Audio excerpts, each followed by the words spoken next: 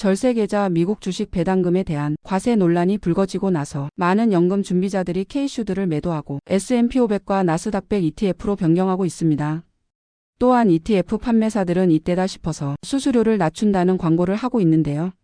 과연 광고를 그대로 믿어도 될까요? 오늘 함께 알아보도록 하죠. 지난주에 타이거와 코덱스가 수수료를 낮추는 광고를 하며 경쟁을 시작했는데요. 이게 진실일까요? 저는 눈에 익은 숫자이기에 속지 않았습니다만 한국은 ETF 수수료 표기 방법이 미국과 다르기 때문에 진실이 아니라는 것을 알려드립니다. 계속해서 알아보겠습니다. 왜 증권사들이 수수료를 낮추는 광고를 하며 고객 기만을 하게 되는지 원인을 알아보시죠. 반복되는 이야기라서 원인은 텍스트로 대체하고 저는 대응 방법에 대해서 교육하고 알아보도록 하겠습니다. 먼저 사람마다 투자의 방식이 다르기 때문에 가장 먼저 절세계좌의 운영 방법을 결정해야 합니다. 첫 번째 방법은 안정적인 수입이 들어오고 있지 않은 상태이거나 15%의 배당금을 선취하더라도 꾸준한 적립식을 원한다면 K슈드를 계속 가져가는 것이 좋을 것입니다. 두 번째 방법은 안정적인 투자금이 지속적으로 들어온다거나 어떠한 사유로 장기 투자가 가능하기 때문에 큰 수익을 기대하는 경우의 방법입니다. 지난 15년 동안 SCHD, SPY, QQQ 관련 ETF를 절세계좌로 백데이터 테스트를 하면 배당금에 대해 비과세일 경우 빅테크 주가가 폭발하기 전인 2024년 초반까지는 K슈드의 적립식 투자 효과가 S&P 500보다 수익률이 좋았었습니다.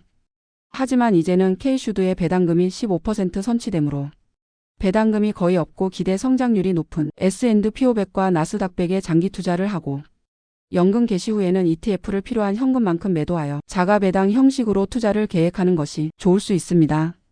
세 번째는 국내 증시에 투자하는 배당 ETF의 경우 15%의 배당세를 선취하지 않는 것을 이용하며 투자하는 방법입니다. 고배당을 주는 월배당 ETF를 활용하면 될 것이고 대표적으로 은행배당 ETF, 고배당주 ETF, 200 위클리 커버드콜 등이 있습니다. 네 번째 방법으로는 100% 직투를 하는 방법이지만 저는 절세계좌를 통한 투자법을 위주로 다루기 때문에 언급하지 않겠습니다. 본론으로 들어가기 전에 사전 설명이 길었는데요. 한국의 법은 개인에게 불리합니다.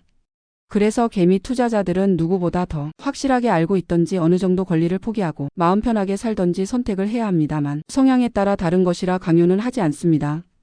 여러분들도 어느 것이 더 쉽고 이득인 것을 알더라도 다른 사람에게 강요를 하지는 마세요.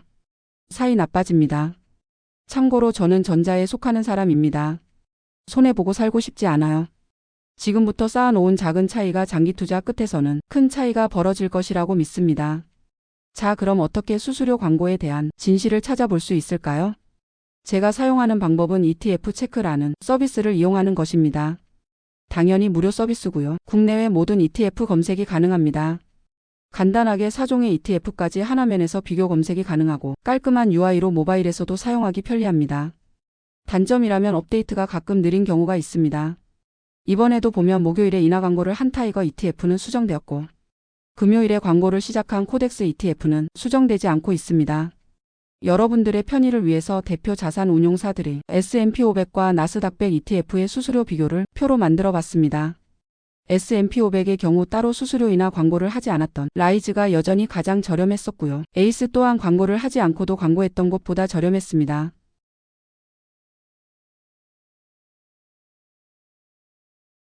다음은 나스닥을 한번 볼까요? 나스닥은 코덱스가 수수료 인하 발표 후의 자료로 수정되지 않았는데 자료가 수정되면 가장 저렴할 것 같습니다. 타이거는 수수료 인하를 하였음에도 비싼 편이네요. 증권사가 생각이 있다면 수정 자료를 ETF 체크 측에 보내던지 시간이 지나면 알아서 ETF 체크 측에서 수정할 것입니다.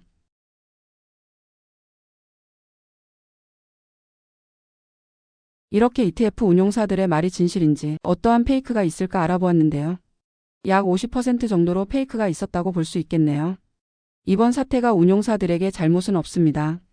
3년간 배당과세 유예를 줘놓고 만료 시점에서 공지 한번 하지 않고 갑자기 배당세를 받아간 정부가 나쁜 놈이죠. 하지만 고객의 돈을 가지고 수익을 보는 운용사들도 좀 더 꼼꼼했어야 한다고 생각합니다. 결국 손해보는 것은 투자자들이니까 열심히 해야죠. 역대급으로 추운 주말입니다. 건강 조심하시고 안전 운전하시기 바랍니다. 감사합니다.